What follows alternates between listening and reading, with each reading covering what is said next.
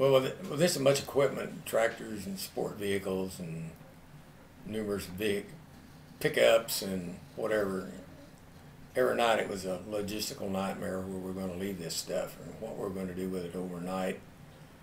And it was really hard to impress upon people how big this thing was until they actually saw it show up on the scene. So after we left Greenville, Illinois, my job was to try to go out ahead and find somewhere, some location where we could put this many people and this much equipment. After we left Greenville, Illinois, it's kind of my job to go out in front of this massive equipment and try to figure out a place where we were going to stop for the next night. Some of it they had already organized and some of it they hadn't.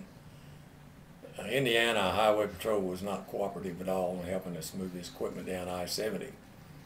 So I think the next stop after Greenville, Illinois was Terre Haute, Indiana, and we bypassed that and went to Indianapolis. We got there and somebody had sent me out to a county fairgrounds, whatever county that was. And so I met with a gentleman out there on the fair board and kind of explained what we had coming, which he didn't really comprehend too good, and looked at the facility and I thought, well, this isn't quite big enough. So he sent us up to the, believe it or not, the Indianapolis 500 Speedway. Well, this was on a weekend and you couldn't find anybody around there.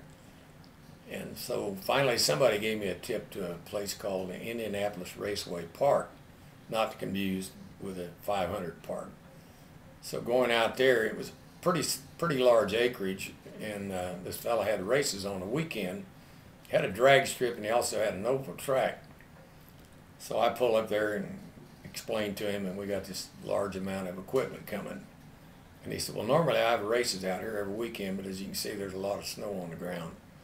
Would you have anything in your group that's coming that could remove this snow off of this track so we could have races over the weekend? And I said, yes, we do. We've got two large four-wheel drive tractors with dozer blades on the front. And he said, well, if you'll clean that snow off so we can have races over the weekend, you can have all the rest of this facility to park your equipment in.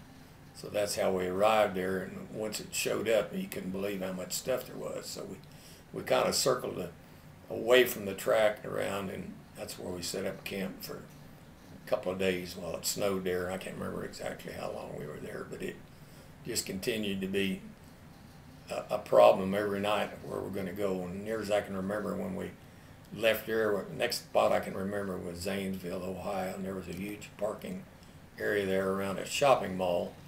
And we probably went around the outside of that thing at least 3 times, and just parking one vehicle behind another. So from then on, it was just catch as catch can, but that's what we did in that area.